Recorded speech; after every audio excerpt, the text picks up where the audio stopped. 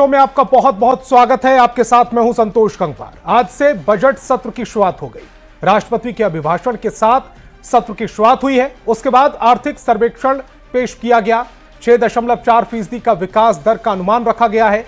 कल बजट आने वाला है, लेकिन उससे पहले बजट सत्र की शुरुआत यानी पहले ही दिन दो विवाद हो गए। एक तो प्रधानमंत्री मोदी ने कहा कि पिछले 10 सालों में शायद पहली बार संसद सत्र से पहले विदेश से चिंगारी भड़काने की कोशिश नहीं हुई। दूसरा, राष्ट्रपति के अभिभाषण के बाद सोनिया गांधी, राहुल गांधी और प्रियंका गांधी आपस में जो चर्चा कर रहे थे, उसमें उन्होंने राष्ट्रपति के लिए जो टिप्पणी की, उसने विवाद खड़ा कर दिया। राहुल गांधी ने राष्ट्रपति के अभिभाषण पर टिप्पणी करते हुए उसे बोरिंग बताया, तो सोनिया गांधी ने राष्ट्रपति द्रौपदी मुर्मू को बेचारी कहा। इन दोनों ही टिप्पणियों पर बीजेपी ने आदिवासी महिला राष्ट्रपति के अपमान का आरोप लगा दिया। हालांकि प्रियंका गांधी ने कहा कि सोनिया गांधी के बयान को तोड़ मरोड़ कर पेश किया गया है। राष्ट्रपति सबके लिए सम्मानित महिला हैं। अब सवाल है कि क्या सोनिया राहुल ने राष्ट्रपति का अपमान किया? पहले एक रिपोर्ट दिखाएंगे, उसके बाद चर्चा की शुरुआत करेंगे। Boring, no comment.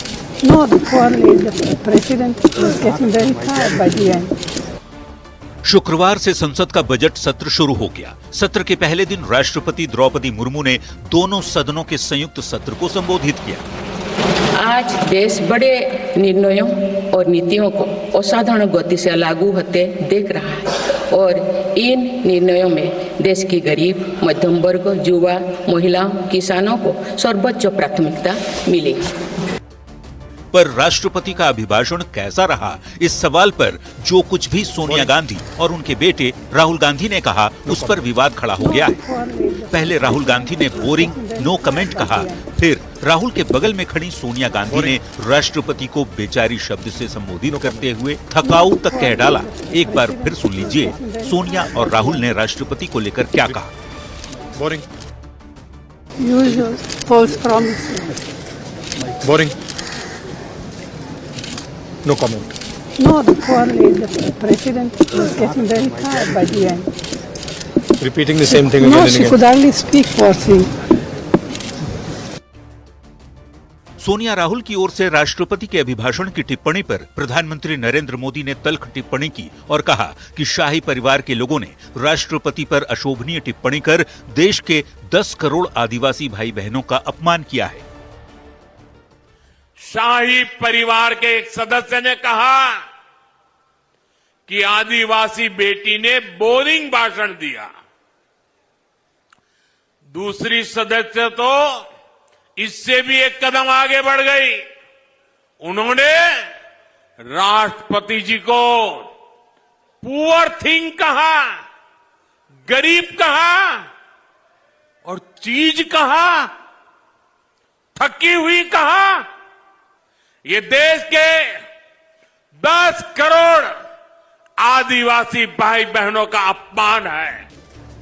कांग्रेस सांसद सोनिया गांधी और राहुल गांधी संसद के बजट सत्र के पहले दिन राष्ट्रपति के अभिभाषण पर जो टिप्पणी की, उससे सवाल उठता है कि क्या सोनिया राहुल ने राष्ट्रपति का अपमान किया?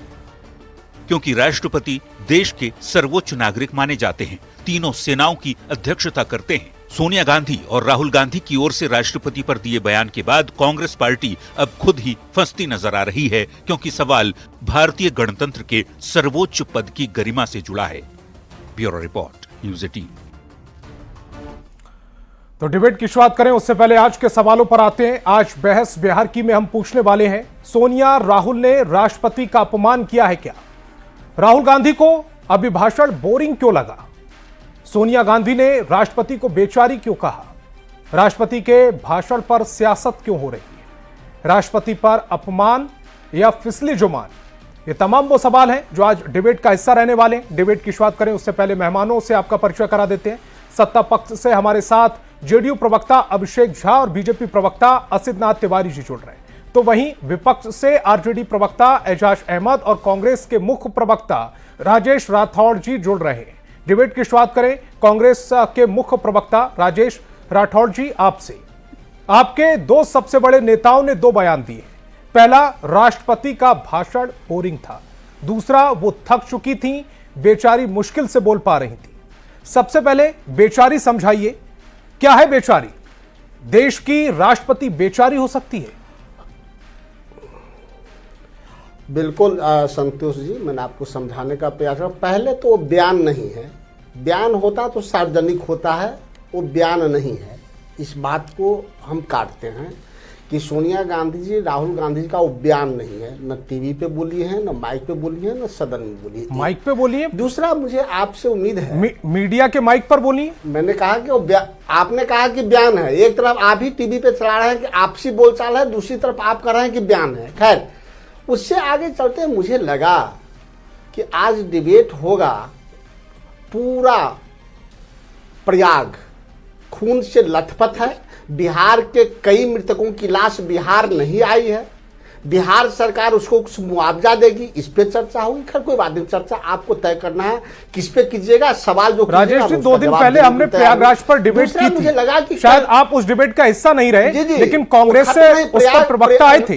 मैं नाम भी बता दूंगा कौन आए थे जी। मैं दूसरा कह रहा हूं जी। दूसरी बात कि कल जिस प्रकार से महात्मा गांधी और बापू का अपमान किया गया, जब हम सबको पता है कि 10:58 पर सायरन बजता है ताकि जो लोग जहां हो बापू के सम्मान में वहीं 2 मिनट के मौन हो जाए, लेकिन उसी बीच में बिहार के मुख्यमंत्री ताली बजाते हैं। ये डिबेट का विषय नहीं है, क्यों अपमान। हालांकि नहीं भी डिबेट की अच्छी बात है। आपको जो आज का टॉपिक है, ये छोटा टॉपिक लग रहा है कि आपको ये लग रहा है कि राष्ट्रपति को लेकर जो बेचारी शब्द का इस्तेमाल किया गया, बच्चा और बुजुर्ग एक जैसे होते जरूरी नहीं है, उनको शोक चर्चा का विषय नहीं है, पता नहीं रहता है कब ताली बजाए। अब मैं यहाँ राजेश जी, मेरी बात का भी तो जवाब दीजिए। आज का जो टॉपिक है, क्या ये आपको छोटा टॉपिक लग रहा है? बिल्कुल संतोष जी, मैं आपके सवाल के जवाब दे रहा हूं। बड़ा अच्छा होता, कितना बड़ा अच्छा डिबेट कर रहे हैं। सबको पता है कि राष्ट्रपति जी देश के प्रथम नागरिक हैं और सनातन के सबसे बड़े गुरु होते हैं शंकराचार्य। राम मंदिर का उद्घाटन हुआ, पहले तो शिलान्यास हुआ, उस समय दलित राष्ट्रपति थे, उनको छोड़ दिया गया जो देश के प्रथम नागरिक है। शंकराचार्य को छोड़ दिया गया। इस बीच में नरेंद्र मोदी कहां से घुस के उद्घाटन कर गया? क्या उसमें अपमान आपको दिखाई नहीं दिया? दूसरा बात, जब राम मंदिर का उद्घाटन हुआ शिलान्यास के बाद, अब आदिवासी महिला के समान हम सब करते हैं, जो भारत के राष्ट्रपति हैं, उनसे क्यों नहीं कराया गया? क्या वो आदिवासी थी? क्या वो महिला थी? और शंकराचार्य से क्यों नहीं कराया गया, जो चारों शंकराचार्य ने विरोध किया? नरेंद्र मोदी जी से क्यों कराया गया? क्या वहां राष्ट्रपति जी का अपमान नहीं था? जब ये पूरा मामला चल रहा था, उस समय आपने इस पर अपने बयान नहीं दिए थे? हो सकता है उस समय आपने इस पर अपने बयान नहीं दिए थे? संविधान और संविधान रक्षक की सम्मान करते रहे। इसका जवाब दीजिए ना कि राष्ट्रपति महोदया से या राष्ट्रपति, मैं समझ रहा हूं, राम मंदिर का मैं समझ रहा हूं कि आपके नेता की तरफ से बयान आ गए, आप पर उस पर आपको जवाब देता नहीं बन रहा है, इसलिए आप मुद्दे को डाइवर्ट करने की कोशिश कर रहे हैं। राजेश जी, मैं बहुत अच्छे से समझ रहा हूं आपकी मंशा को। अनेक बार आपको बेचारी पर जवाब देता बन नहीं रहा, तो आपने तमाम मुद्दे उठा दिए और अपने नेता के बयान को आप डिफेंड नहीं कर पा रहे, इसीलिए आप इधर से उधर की बातें कर रहे हैं ना।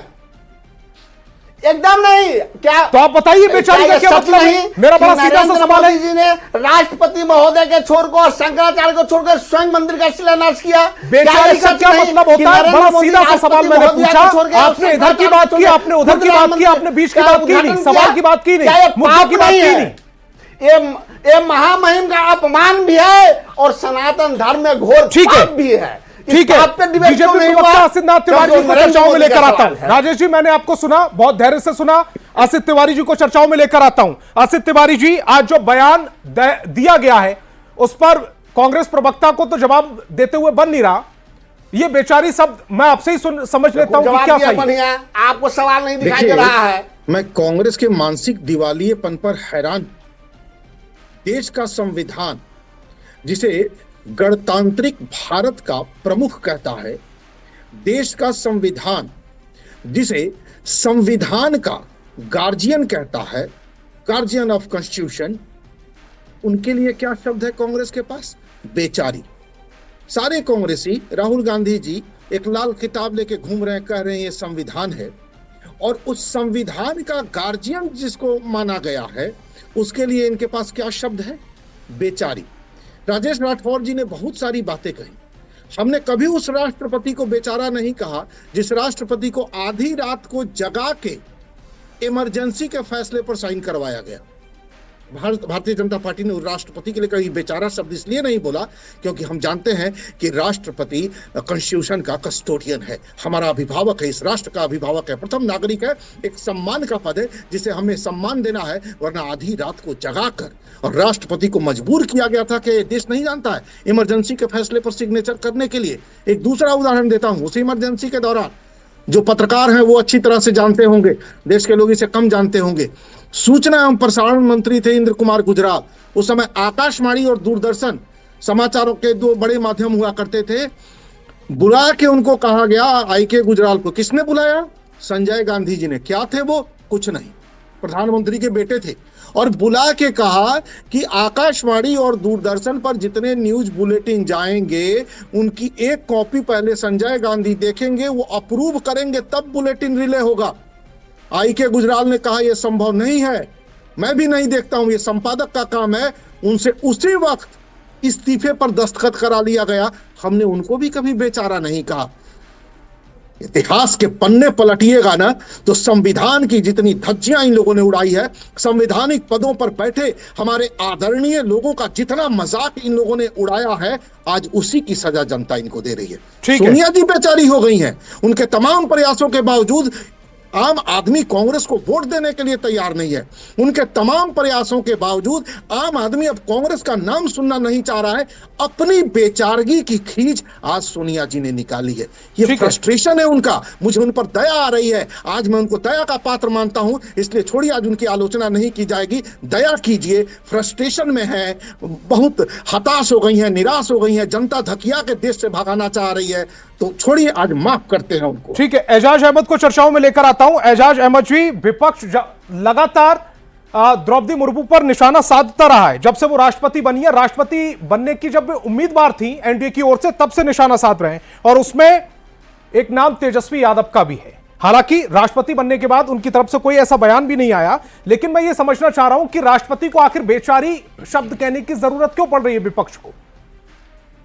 संतोष जी, अमित मालवीय जो एजेंडा सेट करके भेजते हैं उसी पर डिबेट होता है, ये स्पष्ट रूप से दिखता है, ये बताने की आवश्यकता नहीं है। आप मेरे साथ कितनी बार डिबेट का हिस्सा रहे? आप मेरी साथ कितनी बार डिबेट का हिस्सा रहे?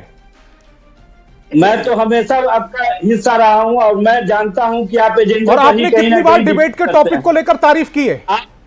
मैं टॉपिक के आपके बैठने के साथ साथ उस टॉपिक का नाम बता सकता हूं अभी बैठे बैठे यहां। संतोष जी, आप डिबेट उसी पर करवाते हैं जो अमित मालवीय का व्हाट्सएप यूनिवर्सिटी से आता है। और मुझे ये समझ नहीं आ रहा कि राष्ट्रपति को लेकर हम बातचीत कर रहे हैं, राष्ट्रपति क्या विपक्ष की राष्ट्रपति नहीं है? राष्ट्रपति को लेकर बेचारी शब्द का इस्तेमाल किया जाता है, उनके अभिभाषण को बोरिंग बता दिया जाता है। क्या राष्ट्रपति इस देश का हिस्सा नहीं है, देश की प्रथम नागरिक है? नहीं, आप लोग प्रथम नागरिक की चर्चा कर रहे हैं, लेकिन प्रथम नागरिक का सबसे अधिक अपमान किसी ने किया तो वो भारतीय जनता पार्टी। कैसे किया आप बताएं? मैं आपको पूरा मौका दे रहा हूं बोलने का। भाई दो बार सुन लीजिए ना, दो बार। एक संसद भवन के शिलान्यास के समय अनुसूचित जाति के राष्ट्रपति थे, उनका अपमान किया गया। और दूसरी बार जब संसद भवन का उद्घाटन हो रहा था, अनुसूचित जनजाति की राष्ट्रपति महोदया है, उनको नहीं बुलाया गया, उनका अपमान किया गया। इस अपमान पर आप लोगों को कभी गिलानी नहीं होती है, कभी पछतावा नहीं होता, कभी आप भारतीय जनता पार्टी और भारतीय जनता पार्टी के नेताओं से नहीं पूछते। और अभी और इसको लेकर आप बेचारी शब्द का इस्तेमाल करवा देंगे? सुन लीजिए ना, अभी भाषण को बोरिंग करा देंगे। अभी आशीष नाथ तिवारी जी मैडम श्रीमती सोनिया गांधी जी के संबंध में कह रहे थे कि दया की पात्र है। मैं पूछना चाहता हूं भारतीय जनता पार्टी के काबिल प्रवक्ता से, 3 दिन पहले जब भारत सरकार के प्रधानमंत्री जो भारत के संवैधानिक व्यवस्था के सारे कार्यों को अपने हिसाब से कर रहे हैं, वो तो अलग बात है, लेकिन जब इनके उम्मीदवार के प्रचार में ये कोई समनेगी है, उसके चुनाव प्रचार में दिल्ली विधानसभा में जब जाते हैं, दिल्ली विधानसभा के चुनाव प्रचार में, एजाज जी आप इधर की भी बात करेंगे, आप भी उधर की बात करेंगे, लेकिन आप टॉपिक की बात नहीं करेंगे, आप बेचारी पर अपना स्पष्टीकरण नहीं दे पाएंगे। ठीक है, मेरे पास समय की कमी है, मेरे पास समय की कमी है, टॉपिक पर बोलने के लिए मैंने बुलाया है। मेरे साथ जेडीयू प्रवक्ता अभिषेक झा भी जुड़ रहे हैं। अभिषेक जी, ये जो पूरा मामला चल रहा है, इसमें इधर की भी बात हो रही है, उधर की भी बात हो रही है। इनके नेता, विपक्ष के सबसे बड़े नेता, जिनके इंडिया अलायंस जिसके अंडर चलता रहा, उस पर बोलने से सब बच रहे हैं। पूछा जा रहा है अभिषेक जी, के माध्यम मैं आग्रह करूंगा कि एजाज जी का फेडर डाउन कर दीजिए, वरना डिबेट खत्म होने के बाद भी बोलते ही रहेंगे। डॉक्टर भीमराव अंबेडकर और दो लाइनें हैं कि उस एजाज जी, आपको मैंने भरपूर समय दिया, आपने टॉपिक पर बात नहीं की, इसीलिए मुझे अभिषेक जी के पास जाना पड़ा। अभिषेक जी, आपका समय। थोड़ा शांत करा दीजिए उनको। उस मर्ज की दवा क्या है और दुआ क्या है, जब कातिल खुद पूछे कि हुआ क्या है। कांग्रेस पार्टी के लोग या महागठबंधन इंडिया अलायंस में जो भी पार्टियां शामिल हैं, कोई भी इस बात के क्रिटिसिज्म के लिए तैयार नहीं है, कोई भी क्षमा मांगने को तैयार नहीं है। देखिए, लोकतंत्र में अगर आपको कोई बात अच्छी नहीं लगती है, अभिव्यक्ति की आजादी हर किसी के पास है, आप सीधे और साफ शब्दों में भी अपना विरोध दर्ज कर सकते हैं कि भाई हमें यह बात अच्छी नहीं लगी। लेकिन आपने देखा कि किस घटनाक्रम के तहत महामहिम राष्ट्रपति महोदया के विषय में किन किन शब्दों का इस्तेमाल हुआ, किन्होंने उनको पुअर लेडी कहा, किन्होंने भाषण को बोरिंग बताया। एक नेता है पप्पू जी, उन्होंने तो इसे लव लेटर तक कह दिया उनके अभिभाषण को। पप्पू यादव, कहां जा रहा है देश का लोकतंत्र, कहां जा रही है मर्यादाएं। ताज्जुब लगता है कि भाई आपके पास शब्दों की इतनी कमी है, शब्दकोश की इतनी कमी है, भावना की कमी तो है ही, हम समझ सकते हैं इस बात को, लेकिन कम से कम मर्यादा का ख्याल रखते तो अच्छा रहता। बात यही नहीं रुकी है संतोष जी, इतने लोगों ने अपोज किया, देश के लोगों की भावनाएं आहत हुई, सबको बुरा लगा। लोकतंत्र में हम एक दूसरे के विरोधी होते हैं, नीतियों का विरोध करते हैं, मतभेद होते हैं, मनभेद नहीं होते हैं। ये लोग वहां भी नहीं रुकते हैं, उसके बाद सब के सब इस जंग में कूद जाते हैं कि नहीं, मैडम सोनिया गांधी जी ने सही कहा, प्रियंका जी कुछ कह रही है, सही कह रही हैं, पप्पू जी ने कहा है तो वाह वाह, इससे बढ़िया तो कुछ हो ही नहीं सकता था। ये और ज्यादा दुर्भाग्यपूर्ण लगता है। कई बार इंसान जब शब्दों का इस्तेमाल करता है, हो सकता है कि जबान फिसल जाए, हो सकता है किसी की भावना को आहत कर दिया गया हो गाहे बगाहे, लेकिन तब अच्छा लगता जब ये माफी मांग लेते। असल में इनको बोरिंग लगता होगा। राहुल गांधी जी के कई ऐसे आपने दृष्टांत देखे होंगे जिन्होंने इधर की बात उन्होंने उधर कर दी हो और काफी इंटरटेनिंग देश की जनता को भी लगा। शायद कांग्रेस पार्टी वही खोज रही होगी और इसी बाबत ये लोग उसके समर्थन में इस मजबूती से लगे होंगे। ठीक है अभिषेक जी, राजेश जी कुछ कहना चाह रहे हैं, 30 सेकंड में अपनी बात कंप्लीट करने बची है। राजेश जी 30 सेकंड में इनको तो पहले बताइए ना, कल बापू के शहादत में जब सायरन बज रहा था तो नीतीश कुमार जी ताली बजा रहे थे, इसके लिए माफी कब मांगी, एक तो पहले बताइए। दूसरा, विधानसभा में जो मजाक के पात्र नीतीश कुमार बन जाते हैं, परिवार नियोजन कैसे होता है, परिवार नियंत्रण का, जनसंख्या नियंत्रण कैसे होता है, नीतीश कुमार के फॉर्मूला पे अमल कर रहे हैं क्या, कि उससे माफी मांगे ना राजेश जी। कल जो बापू का अपमान किया है नीतीश कुमार जी ताली बजाकर उनके समारोह में, इस पे क्या कर रहे हैं आप बताइए ना, कि नीतीश कुमार जी का ताली बजाया है, उस पर क्या कहना है आपका। नीतीश कुमार जी बापू के शहादत समारोह में बड़ा है, ताली बजाया, उस पर आपको क्या कहना है। सवाल ये बड़ा है कि सोनिया राहुल ने राष्ट्रपति को आखिरकार बेचारी और बोरिंग, उनके अभिभाषण को बोरिंग जैसे शब्दों से आखिरकार क्यों नवाजा, इसकी जरूरत क्यों पड़ी, और इस पर कांग्रेस प्रवक्ता जवाब देते क्यों नहीं बनते। बहस प्यार की में फिलहाल इतना ही। आप देखते रहिए न्यूज़ 18 बिहार साथ।